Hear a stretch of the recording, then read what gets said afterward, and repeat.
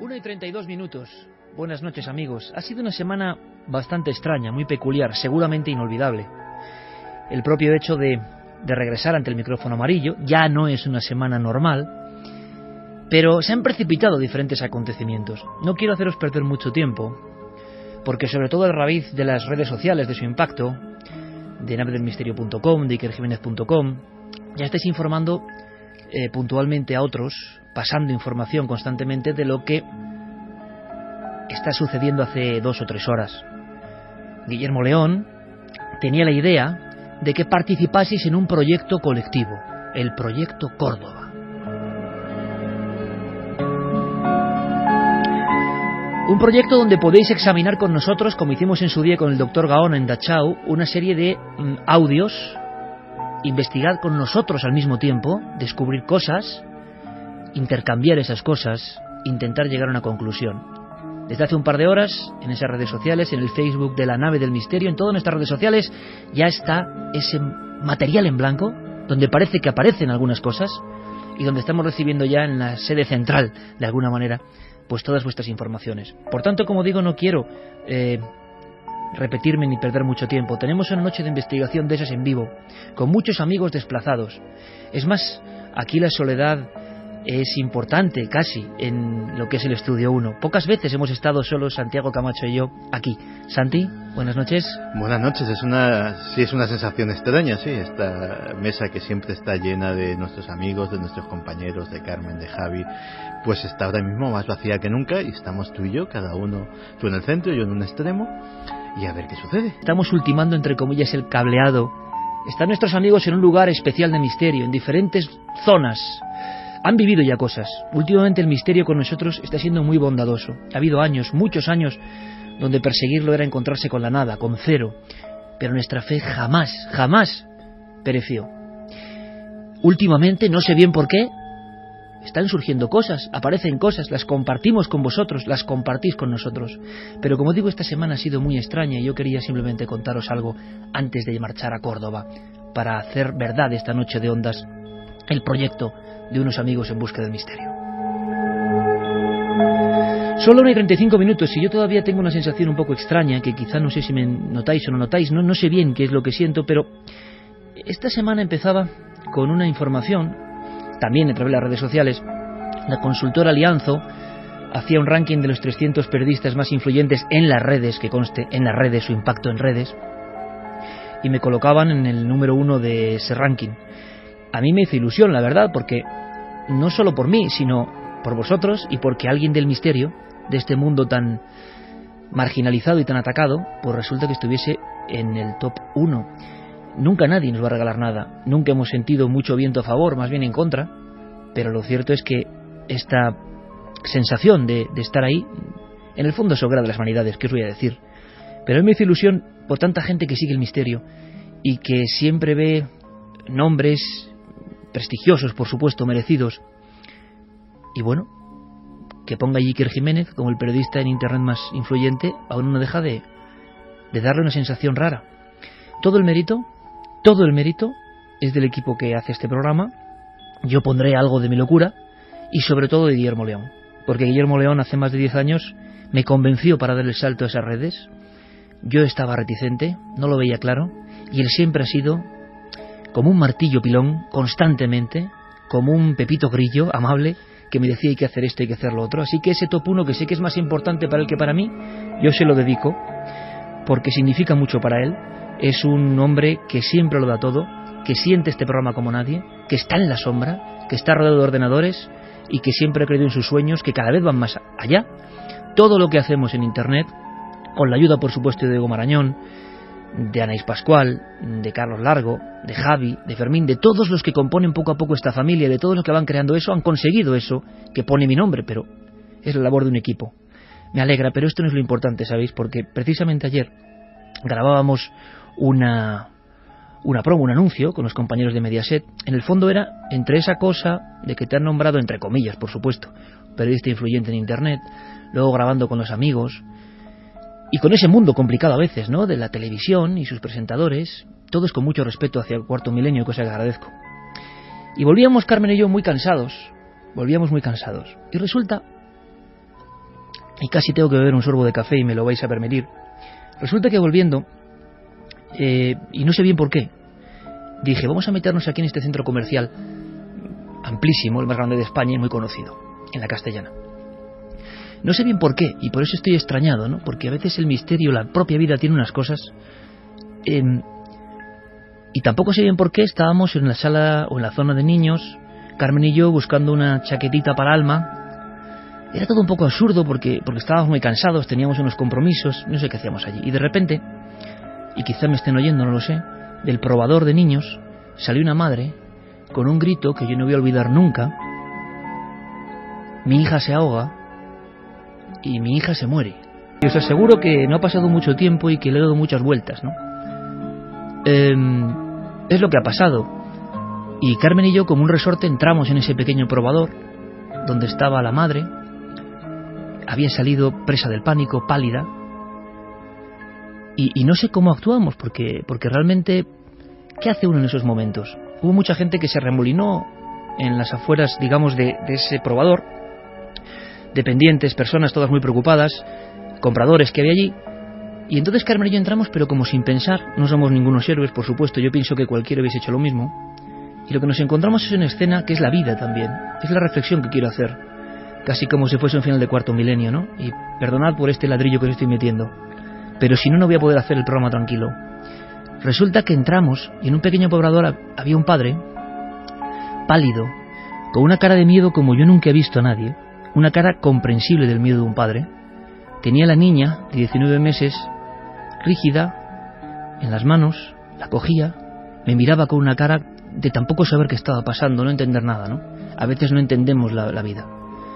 Cuando entramos Carmen y yo, sin saber bien qué hacíamos, aquella niña estaba morada, casi azul, y me miraba, y esa mirada es muy difícil de olvidar.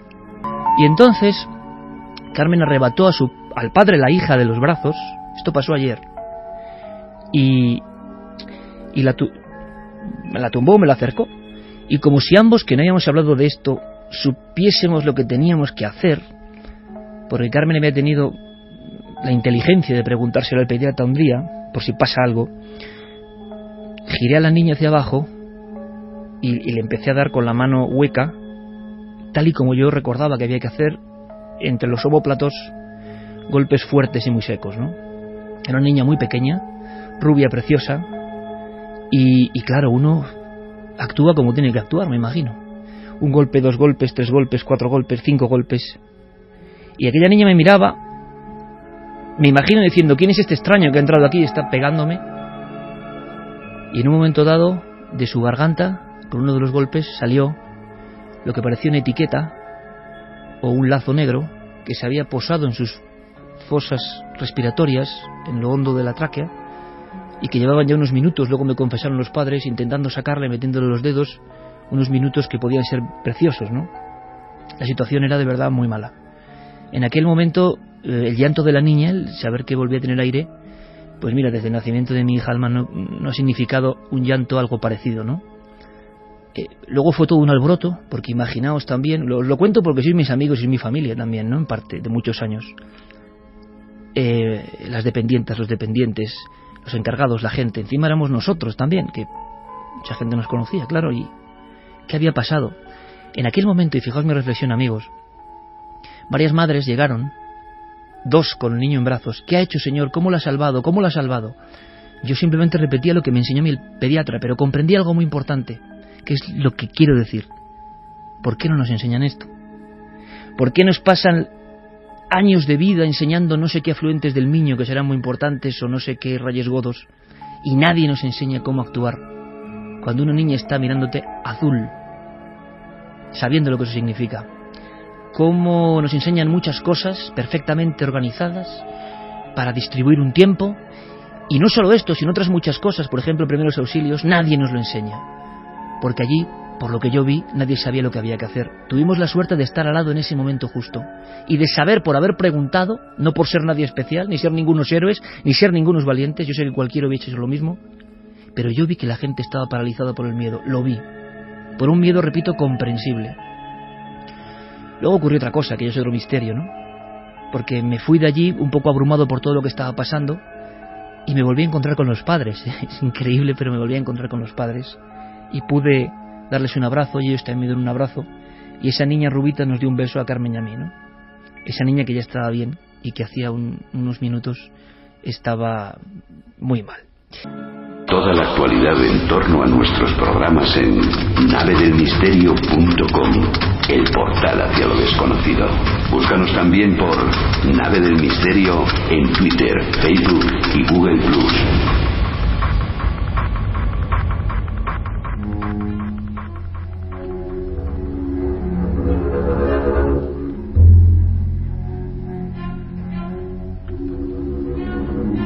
Pues sí, amigos, he sentido un alivio, de verdad. Un alivio, y me alegro mucho.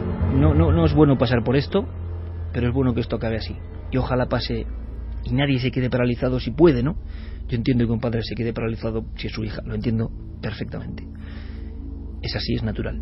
Como es natural que haya cosas que sigan ocurriendo y llamando nuestra atención. El misterio de la vida y la muerte, ese fino hilo, pues también está en nuestros temas. En Facebook, en Twitter, en Google+, Nave del Misterio, milenio3 con @cadenaser.com. Me dice Fermín que han llegado muchos mensajes de personas que están haciendo detectives del sonido. Diego Marañón ha encontrado una cosa bastante impresionante en las grabaciones. La Facultad de Córdoba, con una historia muy concreta que vamos a aprender esta noche, es un entorno con capas superpuestas de sufrimiento. Desde el año 2000, cuando el diario Córdoba empieza a informar de estos sucesos, se hace popular el hecho de que ya están ocurriendo cosas y que diferentes estamentos de la propia institución han visto y vivido elementos muy diferentes, sombras. Hay uno especial, ¿no? Alguien que toca el pelo y que se ve físicamente como una mujer de la limpieza, va otra detrás, le tocan el pelo y se le eleva. Una mujer rubia, tipo fantasmal, con una túnica blanca, hay quien dice con manchas de sangre, en la zona que fue maternidad. Muchos testigos hablan de una mujer. Cuenta la leyenda que perdió a su hija en el parto y que vaga por allí desde entonces. Es uno de esos sitios donde todo se concentra. Precisamente en la tercera planta, en maternidad, a la 1:47, está Carmen Porter, ni más ni menos, que no está aquí a mi lado. Está un poco lejos, pero imagino que también impresionada, porque los recuerdos le habrán rebrotado. No ha pasado tanto tiempo de la historia que he contado, y ahora ya está metido en otra historia, es lo bueno de ser periodista, ¿no? Está en otra historia y está en otro lugar. Por lo que me informan por línea interna, nuestros amigos ya han vivido algunos acontecimientos. Carmen, buenas noches. Buenas madrugadas, Iker. ¿Dónde estás? Pues como bien decías, me encuentro en la tercera planta, lo que pudo ser la maternidad hace ya muchos años. Y por las experiencias que hemos podido vivir aquí, creemos que sí, que esta era precisamente la zona donde se cuidaba a los niños. Estoy ahora mismo en un pasillo muy largo, a oscuras. A mi lado, al lado izquierdo, hay toda una serie de vidrieras. ¿Las oís?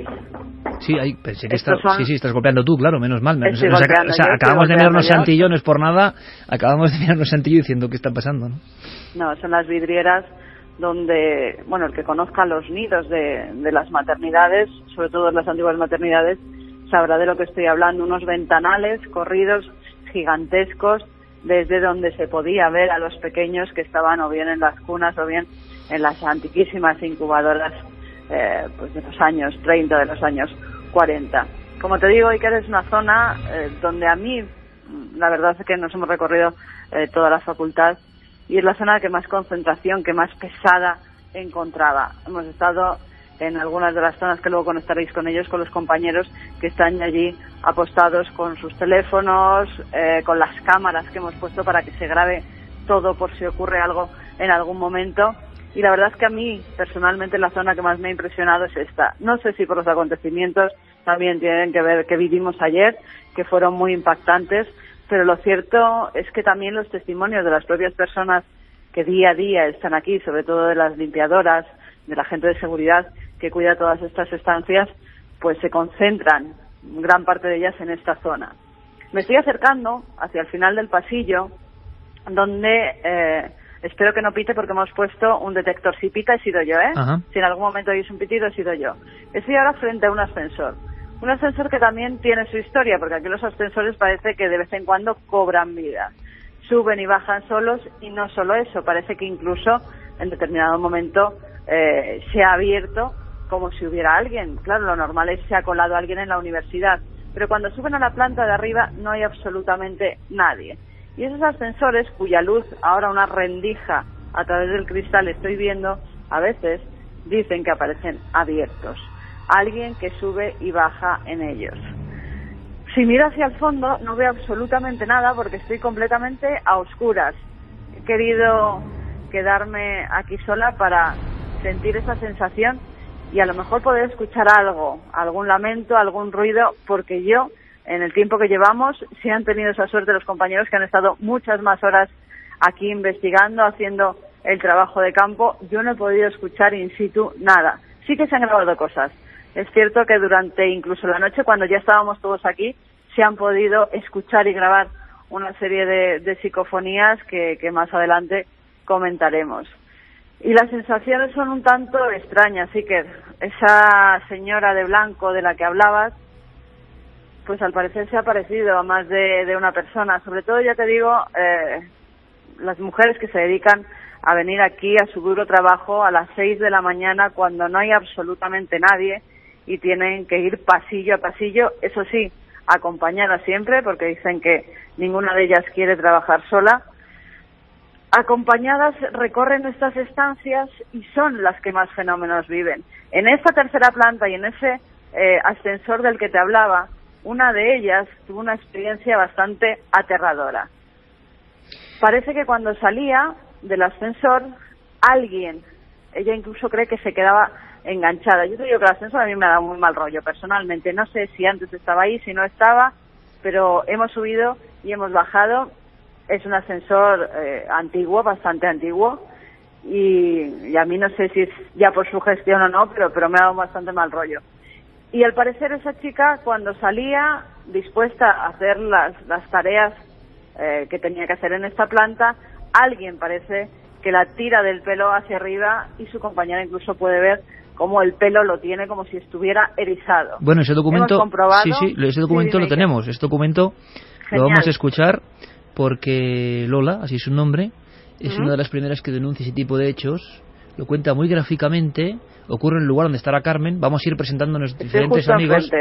Vamos a presentar a los diferentes amigos que tenemos ubicados en los puntos. Luego que la noche dicte su sentencia, ¿no? Y que la investigación recurra a lo que es el directo, y iremos viendo qué situaciones se nos plantean, cómo se mueven nuestros compañeros, qué diferentes informaciones hay. Pero como comentaba Carmen, hay cosas tan visuales como esta. Pensemos en el carro de la limpieza, pensemos en todavía de noche a esas horas, pensemos en un carro que va por el pasillo y dos compañeras, porque es que ellas se juntan de dos en dos por las cosas que pasan hace años. Y así lo contaba Lola. Otro día también, en la tercera, nosotros vamos con el carro de la limpieza. Yo salí, sujeto la puerta para que Ana saque el carro. Y al salir, yo le veo que el pelo de aquí se le encrespa. Pero no le quise decir nada porque no sé qué se asusta. Y empezó ella a mirar y mira. Dice, Lola, que me he enganchado. Ivana, que te he visto levantarse el pelo. Si me acaban de tocar la cabeza ahora mismo.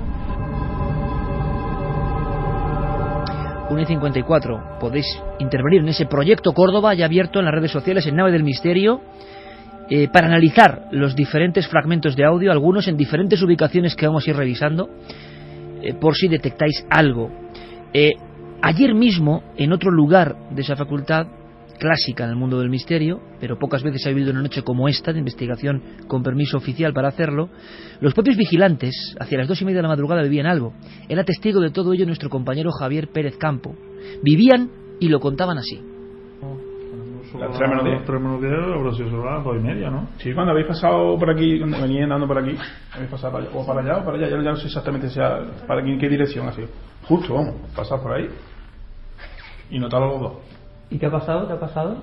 Como un lamento, un hombre quejándose. Sí. Esa cosa así, lo ha quejado 2 veces y se ha fallado. Y nos hemos quedado los dos mirando. Y digo, David, ¿tú habéis oído lo mismo que yo? Dice, un hombre lamentándose, ¿no? Digo, sí. Y ya digo, bueno, y se lo he dicho digo, vamos a ver si no salimos corriendo de aquí, ¿Y lo habéis oído por esta zona de... Estamos ahora mismo... Se ha oído como ahí al fondo, como para el claustro, una cosa así. Para la sala de grado. Por ahí me da la impresión. 1:55 en un lugar muy concreto. Javier Pérez Campos, compañero, buenas noches. Muy buenas noches. Esto ocurría ayer sobre las 2:30. Sí, ocurría además en la conserjería de este edificio. Ahí había 2 vigilantes de seguridad que estaban en el lugar cuidando y vigilando que nadie entrara al edificio, que no hubiera nadie más que nosotros. En ese momento ya solo habíamos quedado 3 personas aquí en la facultad y estábamos a punto de recoger un poco el material cuando los compañeros de estos 2 vigilantes nos dicen que habían escuchado algo. Ellos tenían la cara desencajada y cuentan que efectivamente cuando nosotros pasamos para recoger una grabadora en el claustro, pues escuchan esa voz quejumbrosa que va extendiéndose por el pasillo en 2 ocasiones. Y lo sorprendente, Iker, es que ellos no lo sabían, pero unas horas antes había algunas personas de mantenimiento del edificio, de la limpieza, que nos contaban que justo ahí, justo en ese sitio, en más de una ocasión habían escuchado una especie de llanto, una especie de respiración quejumbrosa como de una persona que tiene problemas respiratorios y que se escucha muy claramente en esa entrada muy austera del edificio. Estaban describiendo exactamente lo mismo que habían vivido otros compañeros sin ellos saberlo. Y ocurría además cuando nosotros estábamos en el edificio. ¿Dónde estás ahora? Ahora estoy en uno de los despachos de un profesor que, fíjate, esto es bastante interesante, ¿no? Cuando nosotros vinimos ayer, hicimos la primera ronda por el edificio, en cuanto yo entré en este despacho, me quedé muy impresionado. Puede ser una reacción subjetiva, pero es verdad que a mí me impresiona especialmente este lugar. Se lo comento a los compañeros, a una de las personas que nos han facilitado el acceso a esa facultad, y lo que me dice, se mira como cómplice a uno de los estudiantes que había allí y nos dice que justo este despacho ocupa lo que antiguamente era la morgue del hospital y que aquí es donde traían a los cadáveres, que de hecho además venían recorriendo todo el inmenso pasillo que ahora está fuera de este pasillo, de este despacho, está completamente a oscuras, y los traían hasta aquí. Nos han dado un detalle además, que es que cuando remodelan el lugar en los años 80 para convertirlo en una facultad, cuando cierran la morgue y ponen aquí una pared, nos cuentan que la mesa de autopsias la colocan detrás del muro que conecta el claustro con este lugar, pues como una cosa emblemática, como una cosa simbólica, no saben muy bien por qué, pero que nos han asegurado que aquí detrás de un muro, del muro que tengo aquí ahora mismo delante mía, está esa mesa de autopsias.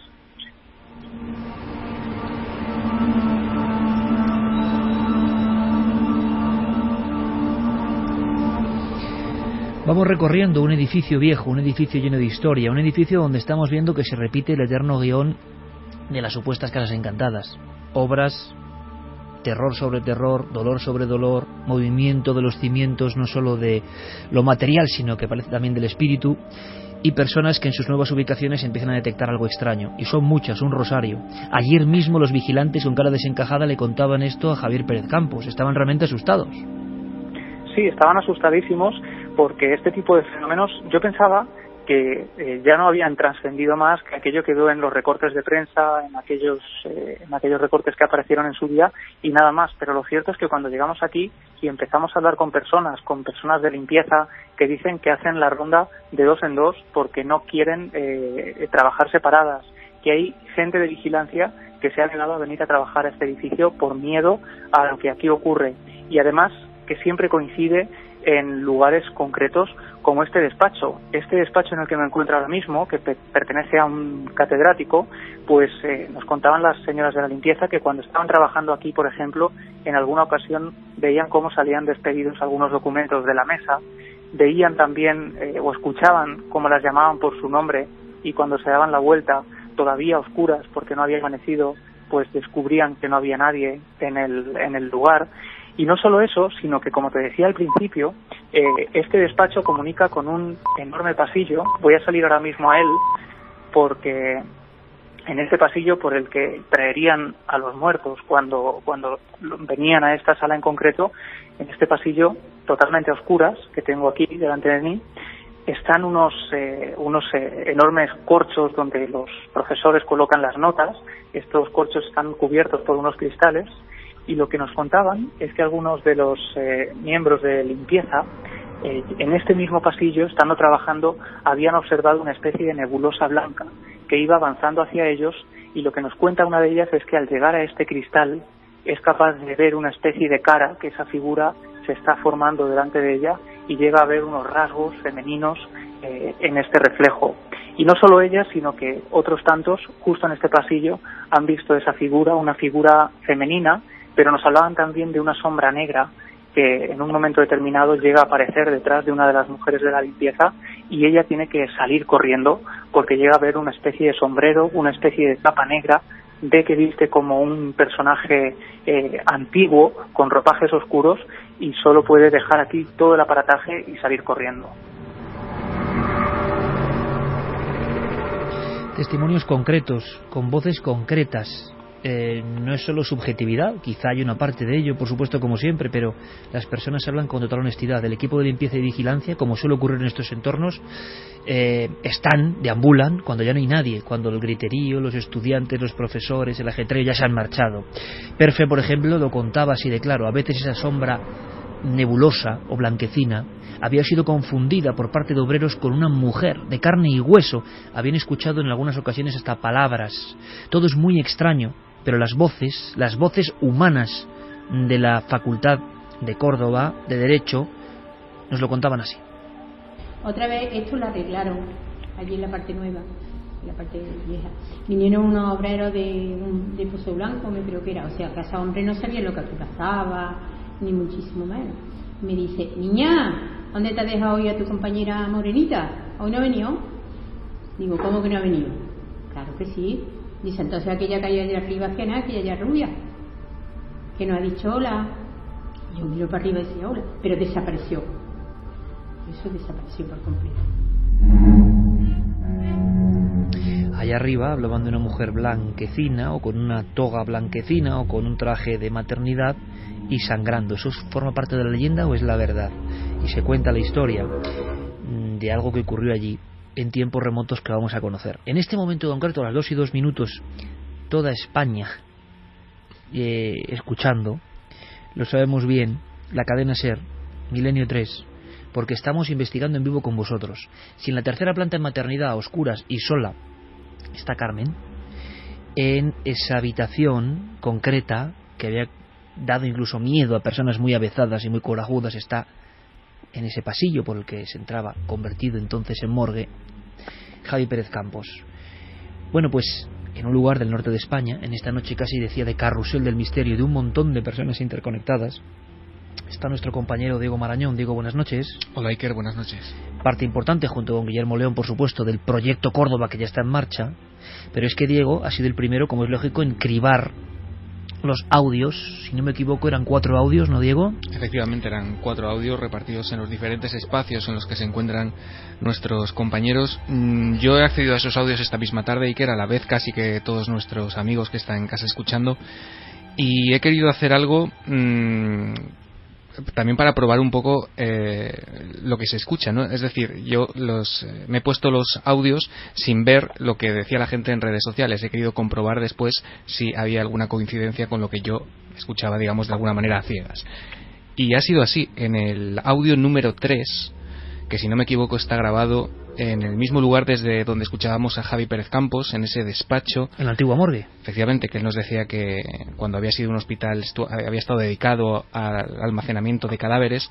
Pues en ese audio número 3, en el minuto 4 y 50 segundos aproximadamente, yo he escuchado 2 golpes, o al menos un golpe claro, que es el que suena en primer lugar, y después Iker aparece otro ruido también muy corto, pero más parecido a lo que esperaríamos de una voz. Yo creo que es una voz.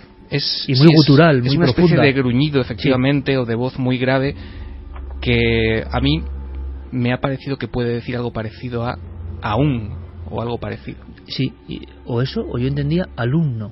alumno puede ser también. Y de hecho la gente coincide. Después me he ido a Twitter y a Facebook y la gente también señala ese minuto y ese segundo en concreto y detectan que en ese momento hay algo en la grabación. Santi, tú no has escuchado nada, ambos los hechos profeso. Yo estoy completamente virgen de estas grabaciones y estoy como cualquiera de nuestros amigos que están ahora mismo oyéndonos en toda España. Y en todo el mundo. Y en todo el mundo. Y pues esas mismas impresiones me las voy a llevar yo ahora mismo. Interesante. Hemos ido trabajando, yo en el estudio pequeño junto a Fermín, Guillermo y Diego en sus respectivos centros de operaciones en la provincia de Sevilla, en Cantabria. Y es curioso porque coinciden los vuelos contra Fermín con muchas apreciaciones de, evidentemente, la audiencia de Milenio 3 acostumbrada a buscar, y además yo creo que con ganas de ser detectives una noche, detectives del misterio. Claro, este programa puede perder algo de actualidad mañana mismo, ¿no? Cuando ya no sea el directo. Este programa, amigos, si podéis, hay que escucharlo en vivo. Si es posible, yo digo siempre, ¿no? Con la máxima calidad de audio, como muchos estarán haciendo. Pero en cualquier momento, por supuesto Carmen, como Javi, como el resto de compañeros que vamos a ir presentando, pueden pedir paso ante cualquier vicisitud, elemento, curiosidad. Queremos que sea la noche la directora de este programa, no yo. La noche la que nos guíe con lo que va ocurriendo dentro de una investigación en la que estamos metiendo las narices y el micrófono amarillo, ¿no? Esa voz de Diego, que Diego intercepta, escucha y que comparte con vosotros en cuanto a la descripción de que hay un golpe y una voz, es bastante clara. Noel nos la pone.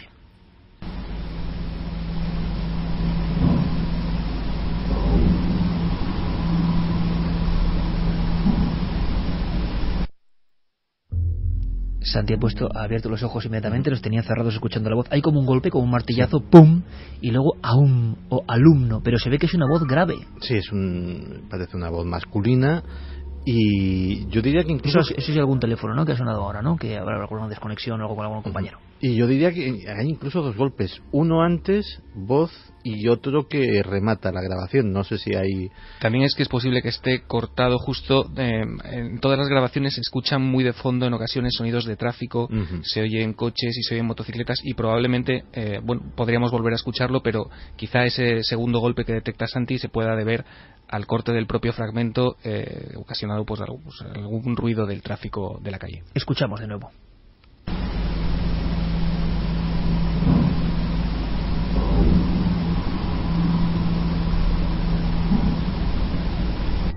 Ahí había una especie de lamento, pero además una voz como gutural, como muy profunda. La pregunta es, ¿habrá alguna posibilidad de que sonidos, porque el tráfico lejano se escucha, por tanto otros sonidos pueden estar entrando en las grabadoras?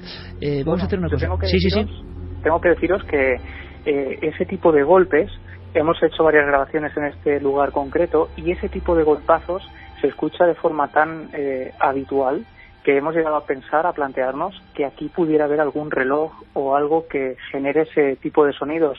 Pero lo cierto es que yo llevo aquí ya media hora y no se escucha ni un alma. Sí que se escucha algo de tráfico, pero son sonidos clarísimos, son sonidos de motos que se pueden distinguir claramente, pero aquí no hay absolutamente nada que provoque ese tipo de golpes. Y tengo que decir que escucharos en el lugar donde se ha grabado todo esto, completamente a oscuras y en esta soledad, pues es impresionante. Javi, cuando me dices que ese tipo de golpes son habituales, ¿es habitual que aparezcan en las grabaciones o es habitual que los oigáis en vivo?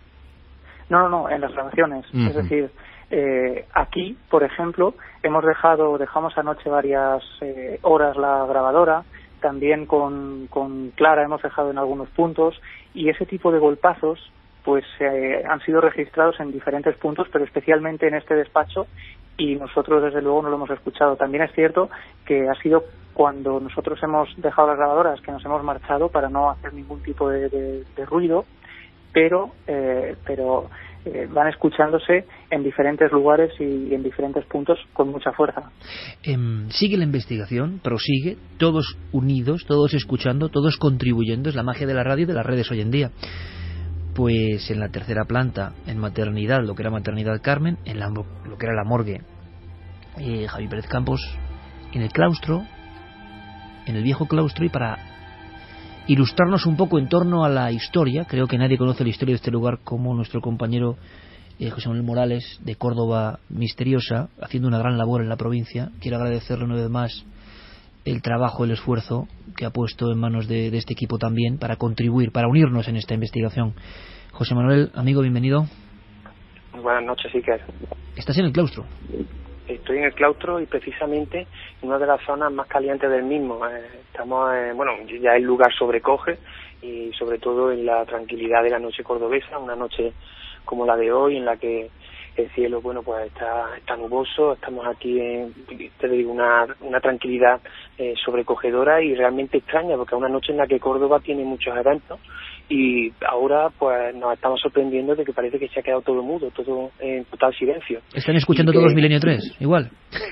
Seguramente se han recogido cuando se han enterado que íbamos a hablar de un lugar tan mítico como este en el que nos encontramos. ¿Me podrías dar, José Manuel, una primera pincelada? Porque lo que hemos hecho es conectar con nuestros amigos, ver una perspectiva de un lugar más de misterio, de acuerdo, pero la historia, tú lo conoces bien, tiene diferentes fases. Vayamos a lo más antiguo. ¿Qué sabemos de este lugar donde ahora te encuentras? Bueno, pues el origen de este lugar se remonta al siglo XVI, cuando un grupo de carmelitas calzadas construye aquí lo que se conoce como el Convento del Carmen. No parece que ocurra nada sobresaliente hasta que durante la Guerra de la Independencia, nos referimos precisamente al día 7 de julio de 1808, las tropas francesas del general Dupont entran en Córdoba por una zona, la zona más estrecha de la ciudad, que se llama el Puente de Alcolea. Se apostan en la Cuesta de la Pólvora, una zona también conocida de un barrio popular de aquí, y desde ahí destacan tropas. Estas tropas llegan hasta la Puerta Nueva, que es la zona, como se llama, donde actualmente está enclavada la facultad, y al encontrarse la Puerta Nueva cerrada, pues la toman con el convento. Entonces quieren conquistarlo, quieren asediarlo para quedárselos a ellos como cuartel general, y bueno, puedes suponerte la orgía de sangre que se monta cuando las monjas indefensas pues no tienen forma de combatir a las tropas francesas. Los masacran, esto, como te decía antes, se convierte en una auténtica, una terrorífica orgía de sangre, y a partir de ese momento no sabemos en muchos casos lo que ocurre ni siquiera con los cuerpos de estos monjes. A partir de ese momento los franceses, las tropas napoleónicas, convierten este lugar en su cuartel militar. También hacen todo tipo de profanaciones, e incluso la capilla del antiguo convento la convierten en las cuadras, en las caballerizas. Y cuando acaba ya la Guerra de la Independencia, los carmelitas vuelven a reconstruir lo que queda, lo poco que queda de convento. Pero a partir de ese momento ya nunca más vuelve a tener un uso religioso, ya que en ese año precisamente Córdoba estaba viviendo una de sus peores epidemias. En ese momento la ciudad requería cualquier edificio grande de estas características para convertirlo en un hospital, y esa es la suerte que sufre este edificio. A partir de ese momento se convierte en un hospital antituberculoso. Lo dejamos ahí, José Manuel, lo dejamos ahí porque quiero que sea una primera etapa de la historia, si te parece. Nos has hecho una perfecta viñeta de la antigüedad y luego me cuentas desde el hospital hasta nuestros días. ¿Te parece, compañero? Por supuesto, que es cuando se pone la cosa más interesante. Perfecto, luego conectamos contigo de nuevo, compañero. Ojo a visor. Contando perfectamente la historia de este sitio, es importante, ¿verdad? Ya lo imagináis. Una masacre de monjes, profanaciones y luego una conexión con lo hospitalario. Donde evidentemente, y siempre lo digo y más después de algunas vivencias muy recientes como os he contado, los médicos, ¿no? Qué importantes, qué ángeles, lo que deben sentir esas personas cuando salvan a alguien. Y lo hacen constantemente y a veces son menos famosos, ¿no?, que otros, y van salvando vidas todos los días. Mi apoyo, mi abrazo a esos ángeles que tenemos de carne y hueso en tantos hospitales y que nos escuchan también. Curiosamente, en los hospitales, claro, no es como ahora. Hubo también una serie de necesidades y hubo una serie de precariedades, y en este lugar donde nos contaba José Manuel Morales han pasado muchas. Luego conoceremos la segunda etapa de esta historia que nos puede dar claves. Pero quiero marcharme a otro lugar que parece que está bastante marcado y donde han pasado cosas. Es más, donde Clara Tahoces, quien si no, ha logrado captar una vez más voces y elementos que vamos a escuchar. Clara, buenas noches. Muy buenas noches, Iker. ¿Dónde estás? Pues yo estoy en un sitio que se llama Salón de Estados, que está en la planta baja, y que es, para que los oyentes se hagan una idea, es una especie de aula con una cima y un montón de butacas donde pues se deben impartir o clases o algún tipo de charla, porque también hay un proyector, y que es una sala donde hace bastante frío, por cierto. Y aquí por la tarde, cuando hemos llegado, hemos realizado pues una grabación de unos 40 minutos. Y bueno, antes de comenzar el programa, pues hemos hecho como una escucha rápida, vamos a decir así, no una escucha total, sino nos hemos ido a aquellos puntos donde pues se veía la alteración en la onda, con un programa de edición de audio. Y bueno, pues la sorpresa ha sido que se escucha una especie de grito que os hemos enviado ipso facto por correo electrónico a Fermín, y que se puede escuchar, nos lo pueden oír los oyentes. Es un grito también un poco extraño, es un grito como una especie de alarido, y es que luego Fermín nos va a contar, rastreando ya junto a miles de personas, ¿no?, que están analizando y cortando ese audio, ese material. Serán las psicofonías, junto con aquellas que hicimos de Dachau con Gaona, las más analizadas, ¿no?, por más personas de forma independiente y diferente. Se ha encontrado también unos alaridos y unos lamentos. Habrá que estar con el oído muy fino, pero parece que están ahí. Vamos a escuchar en esa aula donde está Clara, ese grito que se captaba. Clara, decías, ¿esta misma noche o ayer? No, hoy mismo. Hoy mismo. Esta misma tarde. Perfecto. Sí, escuchamos.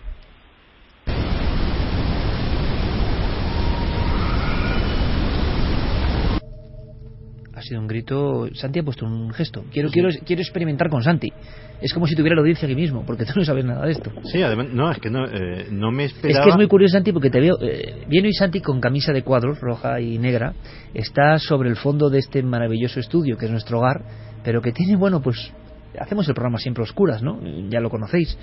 Y con una pequeña luz que tengo yo como un flexo. Y estamos Santi y yo solos en lo que es el otro lado del cristal. Hay una oscuridad enorme detrás de Santi. Y está Santi con los cascos. Y entonces yo sé cuando entra la voz. Él no lo sabe. Pero cómo le cambia la expresión justo cuando aparece. En este caso, Santi, lo que parecía un alarido muy agudo de niño. Sí, de hecho, la sorpresa viene de que efectivamente no sabía más que la descripción que acabas de dar. Y me esperaba pues un grito no con esa cualidad, o sea, efectivamente tiene una cualidad inquietante, y la verdad es que sí ha sido sorprendente. Escuchamos de nuevo, Noel.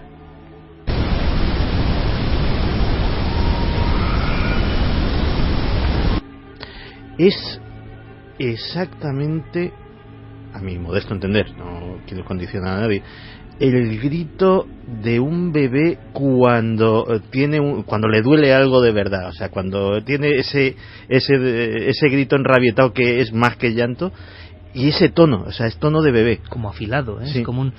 Escuchamos de nuevo, Noel.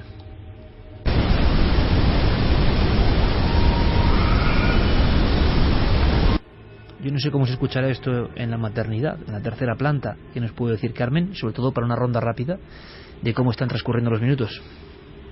Pues se escucha de otra forma, me imagino que desde dentro del estudio. Sobre todo por luego cosas que os comentaremos y que gracias a una persona pues hemos podido experimentar aquí, que coinciden precisamente con esa grabación, con esos llantos de niños, muchos llantos. ¿Estáis de acuerdo? Lo escuchéis igual que nosotros, que son llantos, ¿no? Que parece un grito entre grito y llanto de niño. Sí, hombre, siempre desde la radio con los cascos que tenemos allí se escucha siempre muchísimo mejor. Claro. Pero sí que es cierto que parece como un llanto lastimero de un pequeño, además de un bebé coincide con Santi, un bebé bastante pequeñito. Sobre todo por la zona donde precisamente estoy ahora, que si en algún momento lo pierdo, disculpadme porque estoy completamente a oscuras. No puedo tener ni siquiera la linterna del móvil, tan solo hay una pequeña lucecita como de seguridad que está en el techo. ¿Los sensores están colocados en tu planta? En todas las plantas tenemos sensores. En todas las plantas sensores, vale. Porque ahora quiero hacer una ronda muy rápida, que me digáis simplemente todo ok ahí, Carmen, ¿todo bien?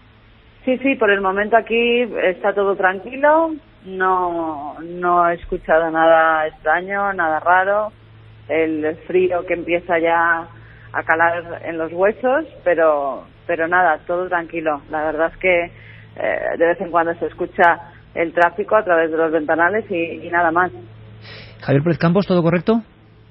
Todo perfecto. Yo además tengo delante mía, porque al lado del despacho hemos instalado un monitor donde se ven diferentes pantallas, diferentes imágenes que nos muestran las cámaras de seguridad que hemos instalado a lo largo del edificio, y se ve todo en completa soledad. Los pasillos son larguísimos, pero de momento no hay nada extraño. Todos los compañeros están a la escucha en cualquier momento para dar paso de inmediato en cuanto pase cualquier anomalía, si es que pasa. Estamos investigando, poniendo un oído en la Facultad de Córdoba entre todos. Clara, ¿todo correcto? ¿Todo tranquilo? Sí, por aquí está todo tranquilo, no se oye ningún sonido ni nada externo. Está bastante aislada en cuanto a sonido y parece todo que está ok. Perfecto. Si cualquier oyente detecta cualquier cosa, que sea ya un bucle en la colaboración, en la interactividad de este programa, y nos informe, por favor. José Manuel Morales, creo que llega el momento de dar ese otro toque. Vemos este lugar cuando era ya hospital.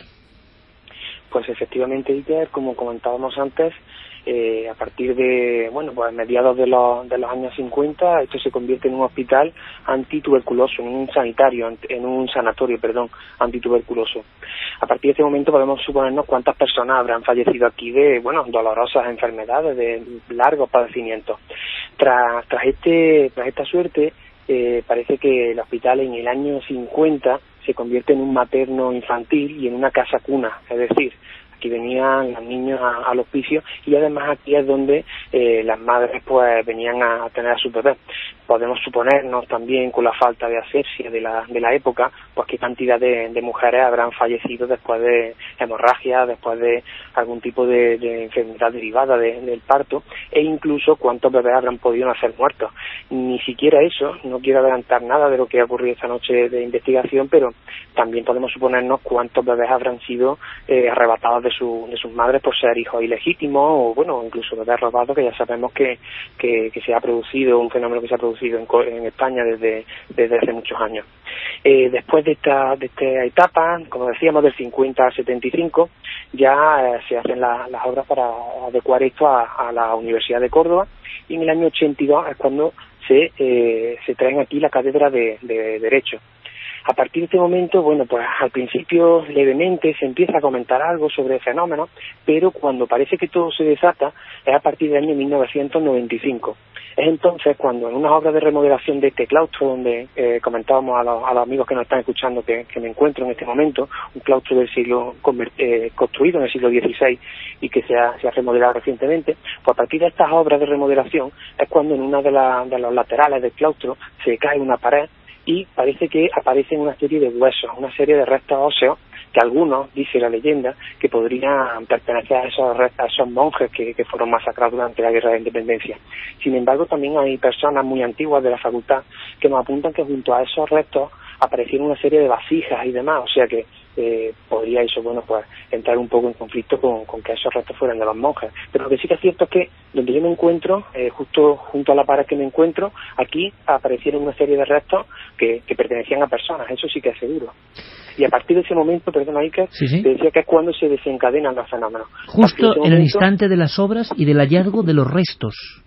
Efectivamente, es cuando ya no sabemos si es que antes se habían producido y la gente se lo callaba, o no tenemos demasiado claro. Lo que sí que tenemos clarísimo es que a partir de ese punto, 1995, cuando se desata el fenómeno, cuando todos los alumnos empiezan a distraerse con el asunto de los supuestos fantasmas, cuando incluso catedráticos, pues no te lo quieren decir delante de la cámara, pero aseguran haber vivido fenómenos muy extraños, y cuando, como tú has dicho al principio del programa, personal de limpieza, personal de vigilancia ha sufrido el azote continuo de estos fenómenos, pues como estamos comprobando hasta el día de hoy.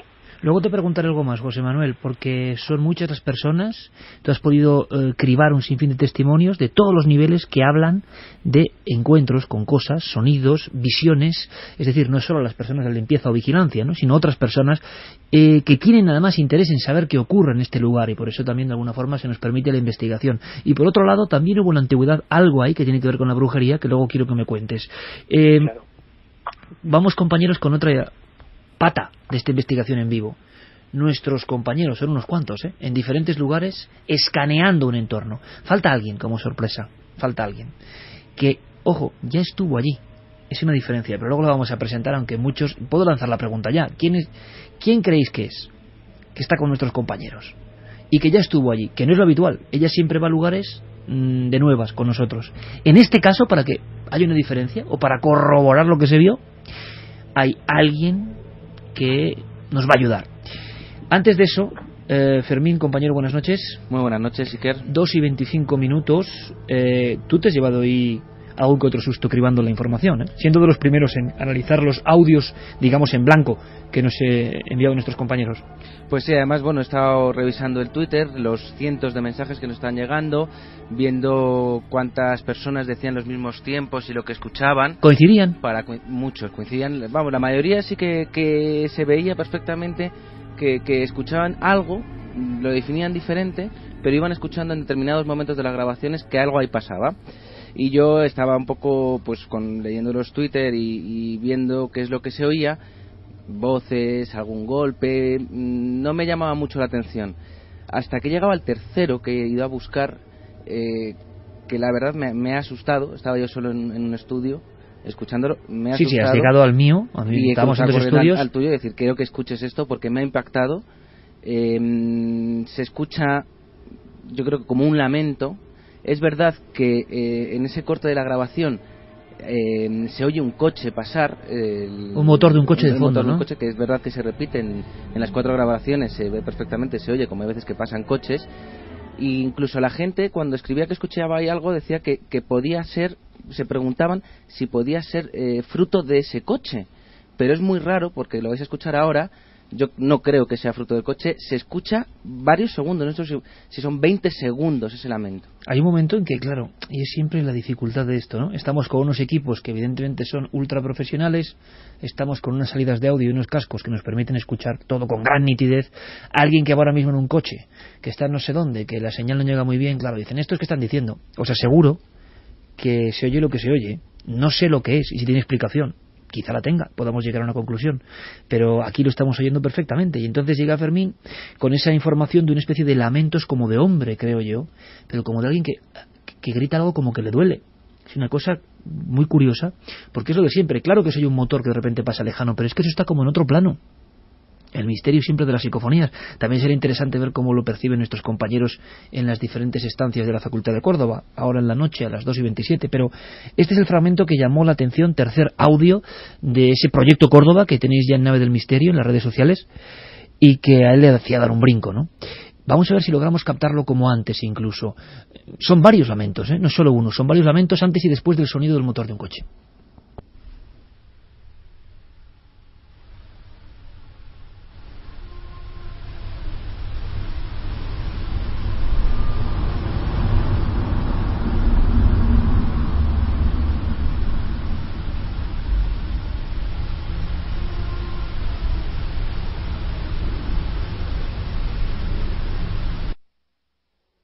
¿Sandy?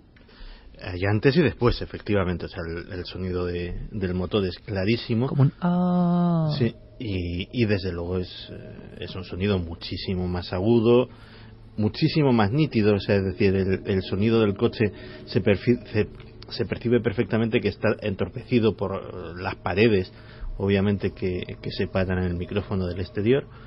Y esto es raro. Esto es otra cosa. Escuchamos de nuevo, por favor.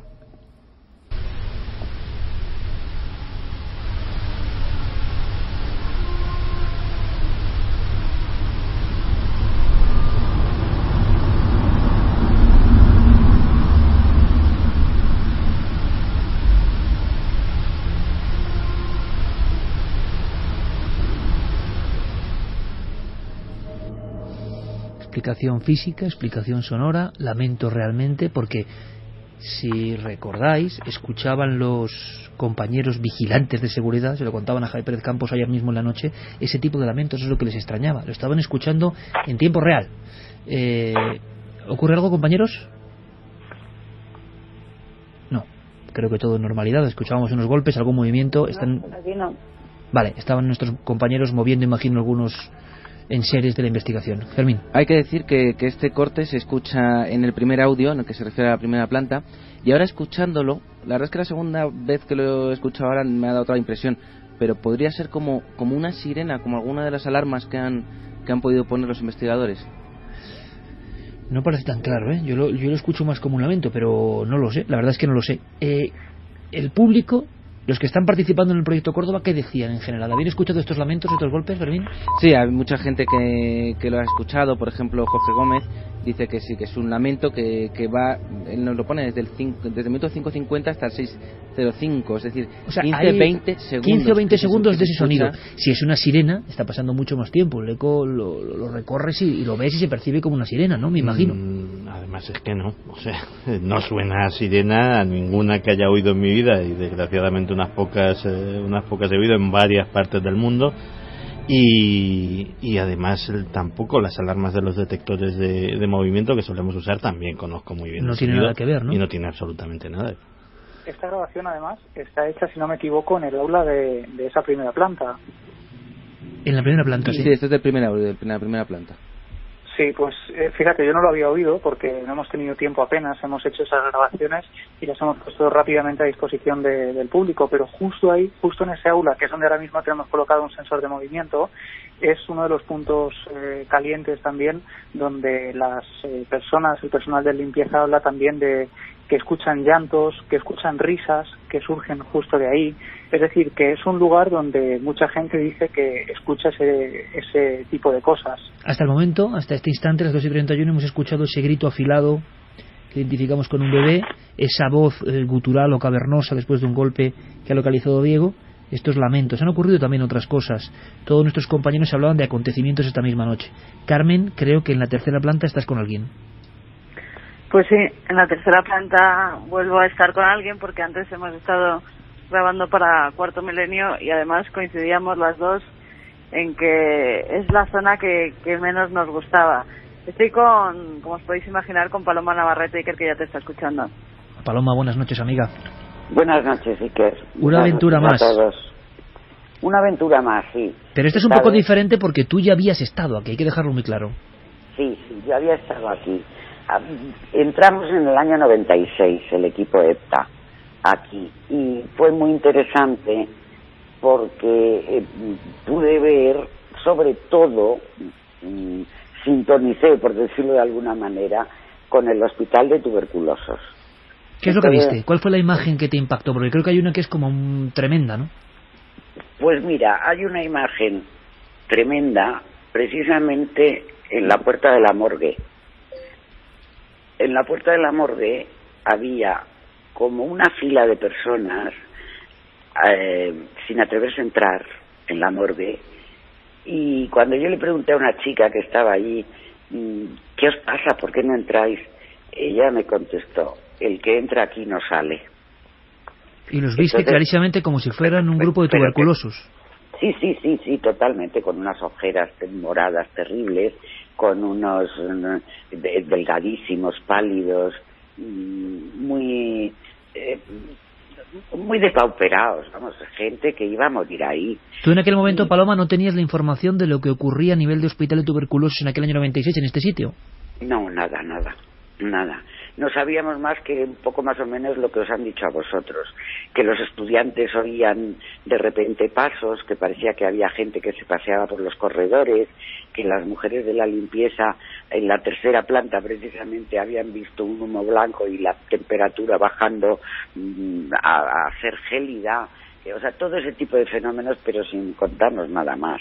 ¿Y la vuelta? Ni más ni menos que casi 20 años después, se dice pronto. ¿Cómo ha sido, Paloma? ¿Ha habido hechos que han conectado con esas anteriores visiones? Pues sí, ha habido una visión, vamos a llamarlas así, justo en la morgue. También.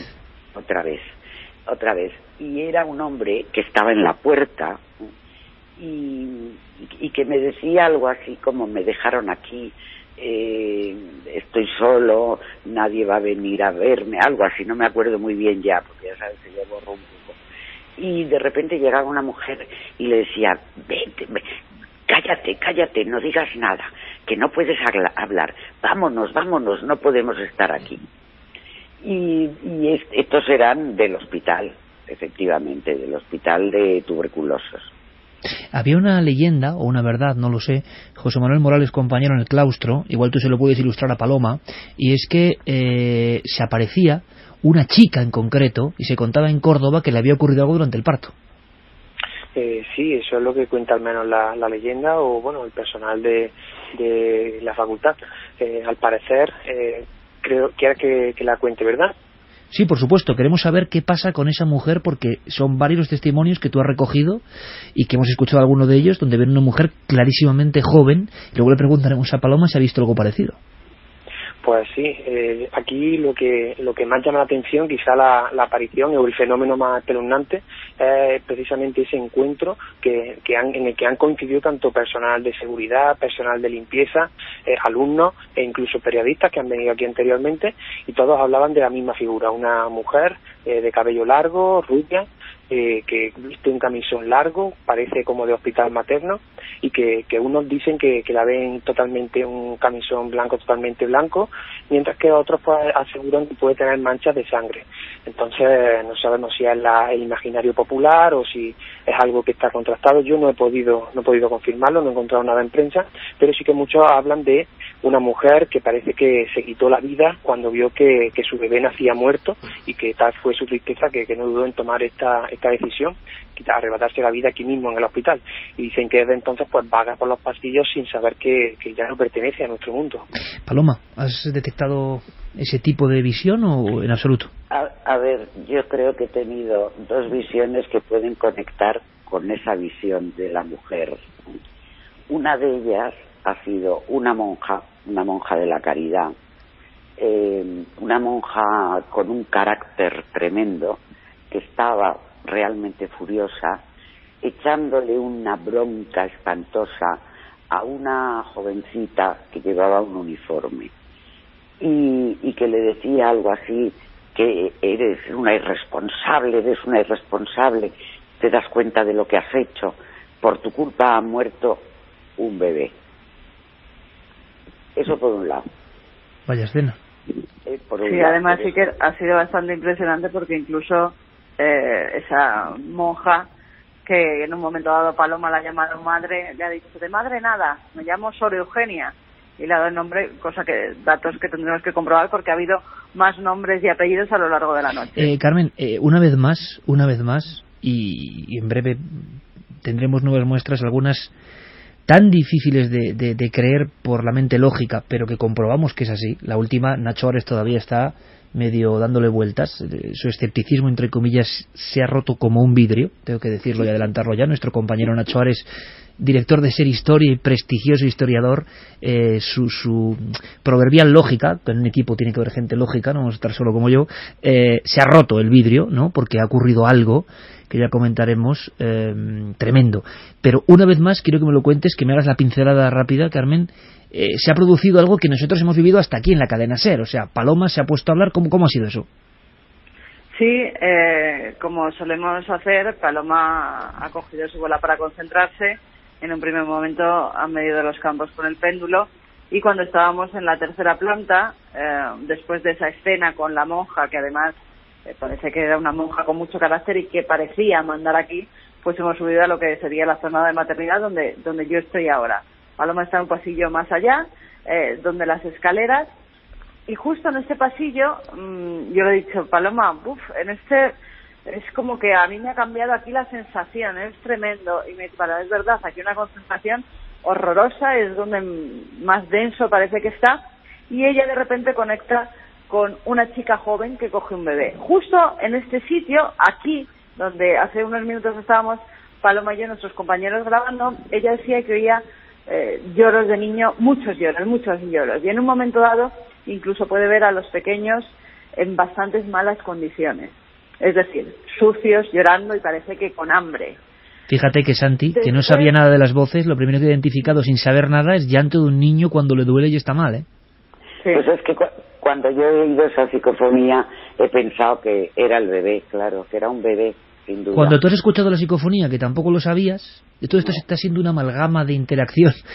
Tú enseguida has pensado en la visión que habías tenido antes. Exactamente, yo pues un bebé, uno de los bebés, no sabes cómo lloraban los pobres, pero como con ese lamento que se oye en la psicofonía, de desesperación. Por eso yo decía, tienen hambre. Tienen hambre. Y ahora, sí. Paloma, ahora tú estás en un pasillo, y ya por curiosidad personal, ahora mismo a solas, ahí, 2:39 de la noche, ¿tú, por ejemplo, ves algo? ¿Hay momentos en que no ves absolutamente nada? ¿Qué ves ahora?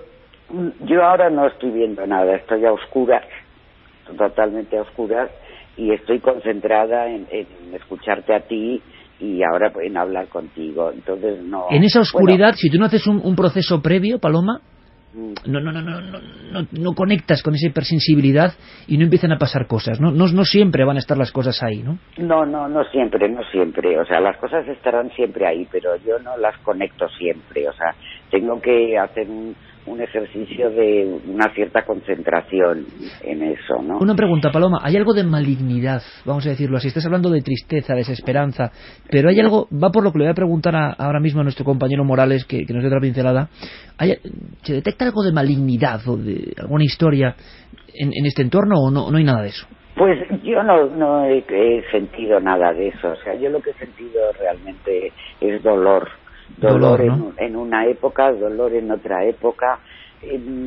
Si hay malignidad serán las malas intenciones de las personas que estaban aquí o las buenas. O sea, también ha aparecido un médico y luego ha aparecido una cosa muy curiosa también en la planta de maternidad. Fíjate que una monja ha cogido un bebé de los que estaban ahí en las cunitas y ha salido con él en brazos por el pasillo, por el corredor, un corredor muy largo, y ha bajado las escaleras hasta la segunda planta, hasta la planta inferior. Se ha metido en un despacho actual, digamos, y allí había una señora con un abrigo gris y un velo de los de misa, de los que se llevaban antes para ir a misa. Y la monja le ha dado al bebé y le ha dicho, que eso también conecta con la visión de la chica del camisón, le ha dicho, su madre ha muerto, y le ha dado el bebé a la señora.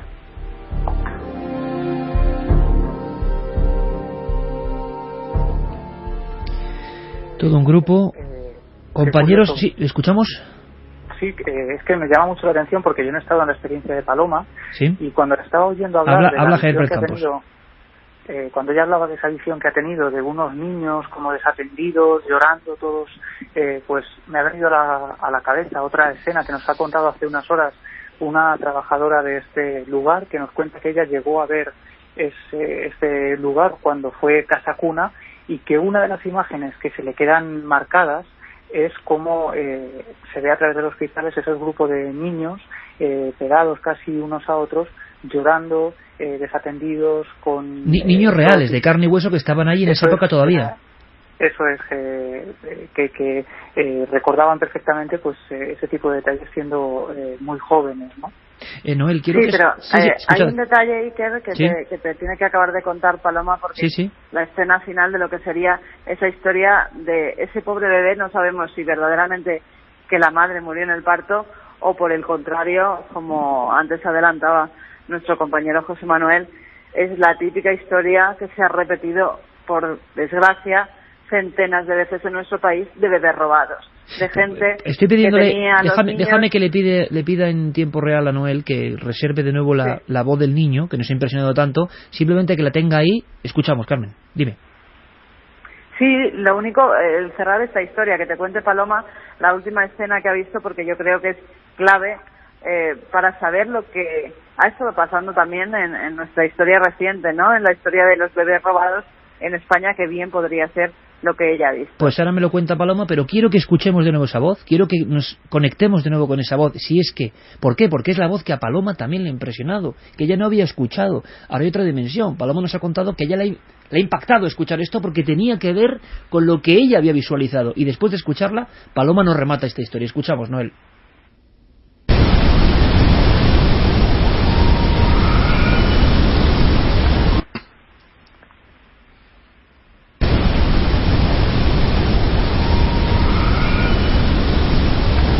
Ahí estaba esa especie de chillido, esa especie de lamento. Paloma, cuéntanos, te escuchamos.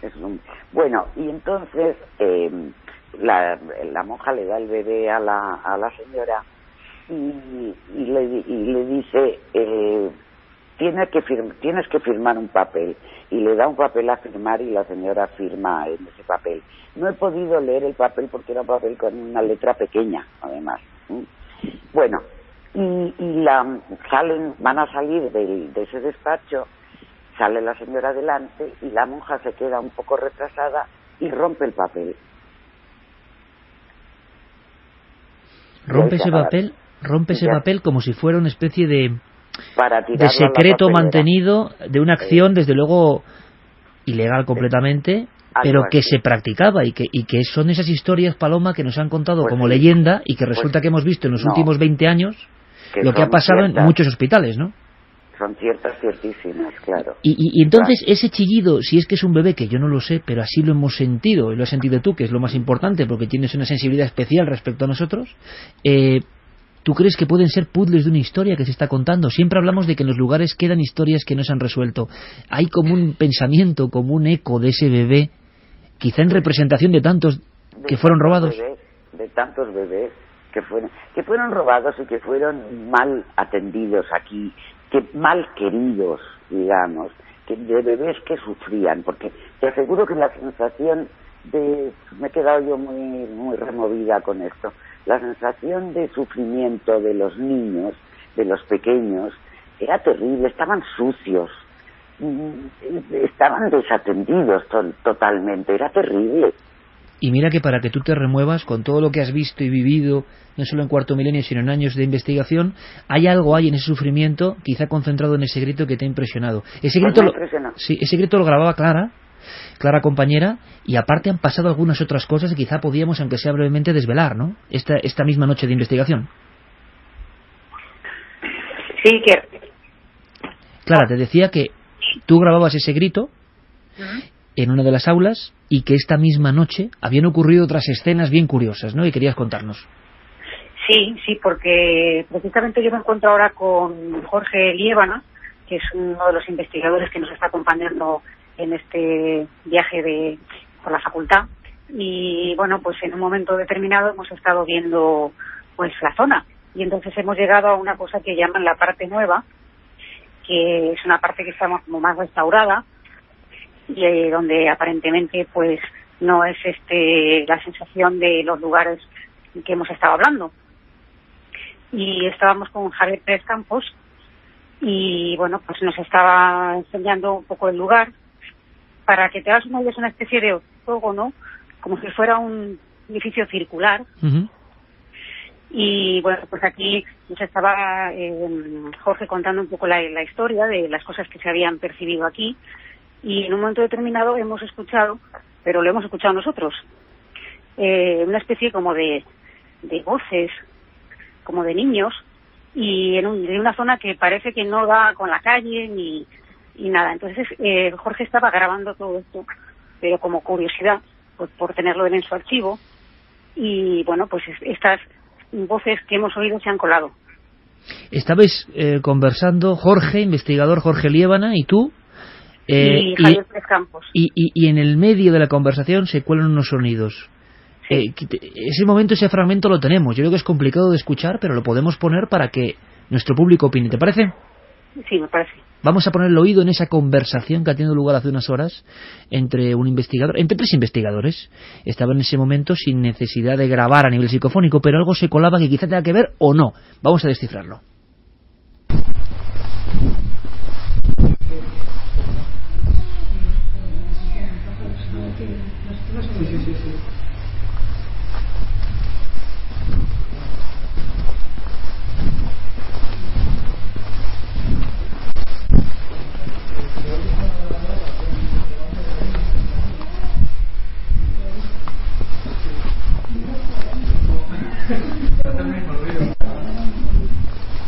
Yo que me dijo aquí, por los aparcamientos estos, que la muchacha cuenta que estaba aquí sentada, pasando por un examen que tenía y tal, que por el rabillo del ojo vio pasar por aquí como una sombra, como un hombre, muy rápido, y cuando hizo así para fijarse, de pronto vio ahí arriba una sombra, pero una sombra muy nítida que se movía muy rápido y le dio incluso tiempo de sacar el móvil, echar la foto corriendo y luego desapareció. ¿No? Sí. ¿Has oído? Yo sí. Yo es que no. Espérate. ¿Has oído? Sí, yo no le he echado cuenta porque estaba hablando, pero... Estás hablando tú y luego cuando queremos escuchar no suena. Se para. No, lo he escuchado perfectamente. Estoy provocando aquí el fenómeno.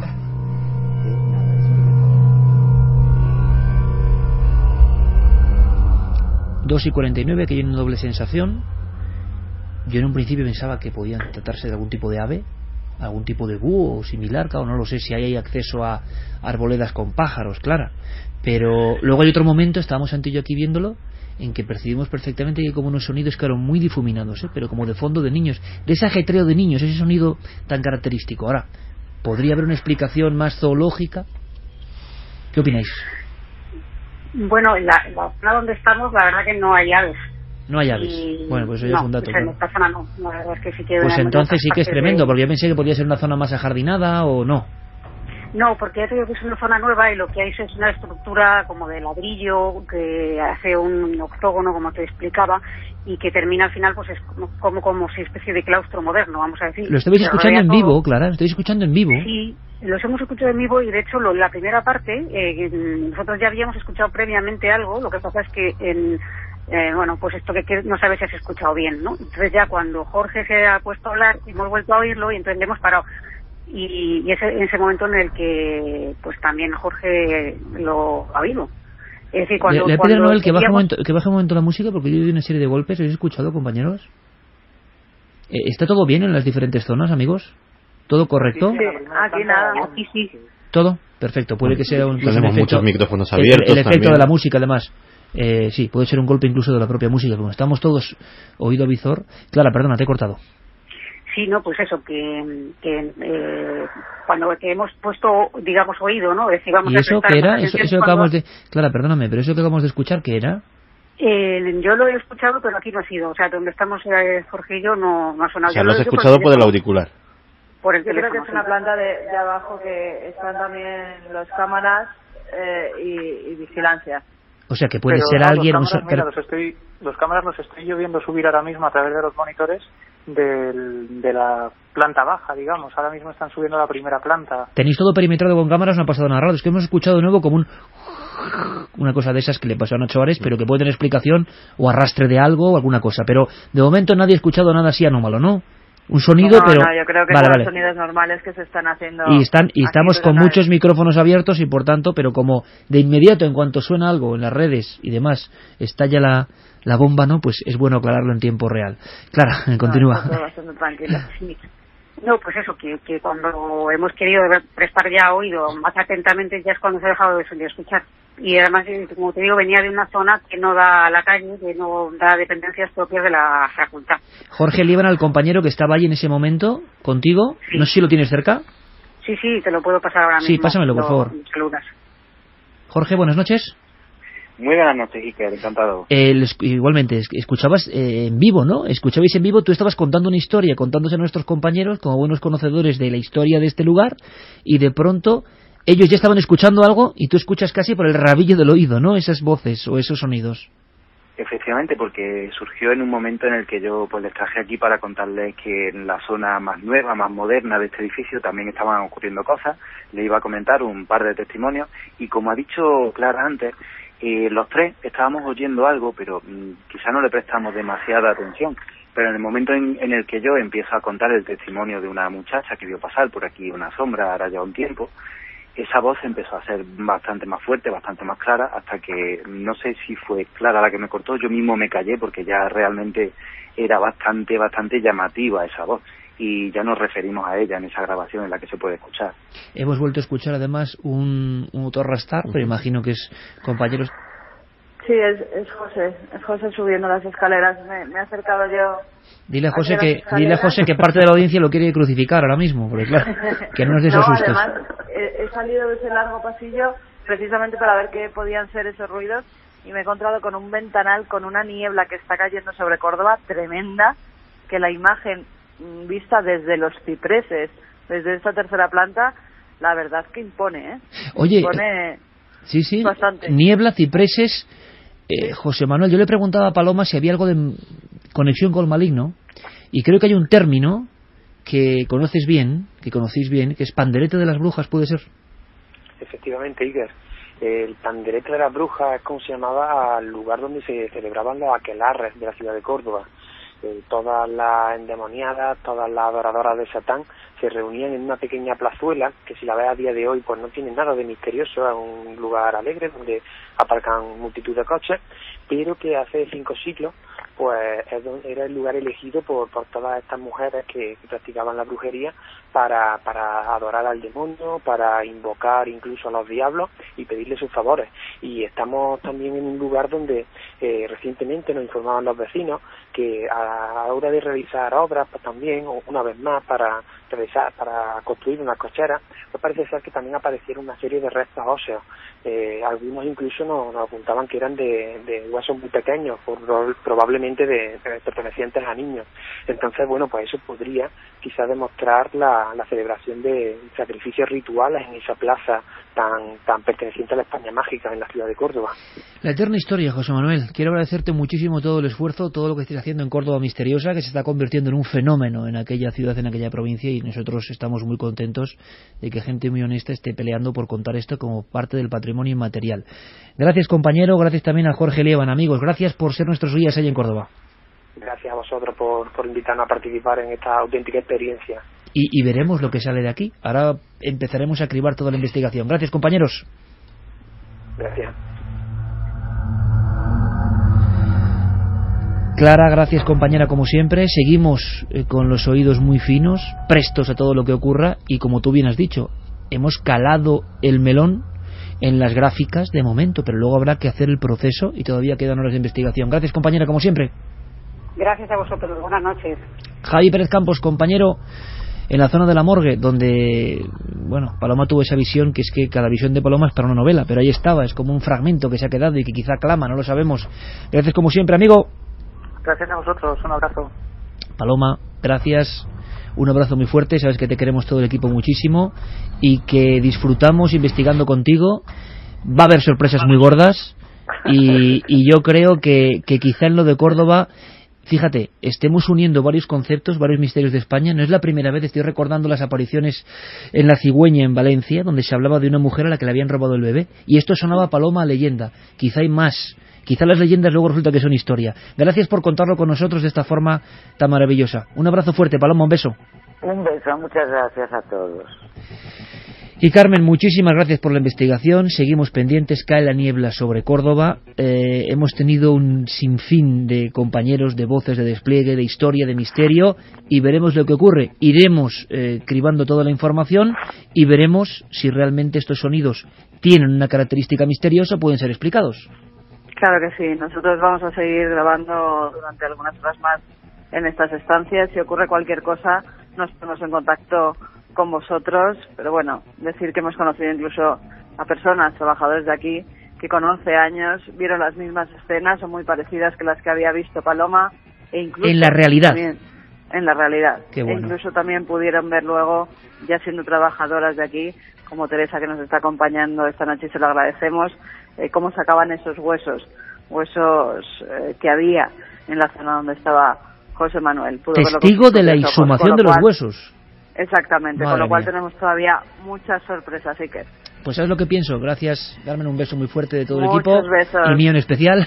De todas formas, claro, es exhumación de huesos, es historia antigua, es un grupo de amigos intentando simplemente, con todo el respeto, desenterrar una serie de cosas que están ahí interconectadas, con ese grito, con ese alarido que sorprendía a Santi Camacho, con esa otra voz gutural que llenaba de temor a Diego Marañón, o con esos lamentos largos y prolongados junto a un motor que hacían dar un brinco a Fermín Agustí y llegar hasta el estudio y decirme hay que poner esto. Bueno, hemos puesto todo eso a vuestra disposición. Ahora, gracias a Guillermo León, podemos investigar todos juntos. Gracias a él le dedicábamos un poco el programa por todo lo que está consiguiendo en la extensión del mundo de Milenio en las redes. Gracias a todos, compañeros. Si pasa cualquier cosa a lo largo de la siguiente hora, conectamos. Porque esto es Milenio 3 en la cadena SER, donde la magia es posible, donde toda España está de repente escuchando lo que pasa en el latido de un sitio, donde la historia nos habla a su forma, donde a veces las piezas de los puzzles encajan. Hablando de puzzles que encajan, ojo a lo que trae Santi Camacho. Efecto Tetris. Y no es el retromundo, que yo lo voy a dejar para dentro de una semana. Es la sección que quizá nunca empiece, porque la voy dejando, pero claro, estamos aquí tan solitos, Santi y yo, que le he dicho, vamos a aparecer dos carrozas hablando de nuestras cosas, ¿no? Pues sí. Pero el efecto Tetris es terrorífico. Pues será... Ahora, ¿cómo va a ser escuchar la sintonía del Tetris al volver? Pues fíjate, puede ser algo realmente impactante. Os dejamos con Carlos Cala y con toda la información en la cadena SER.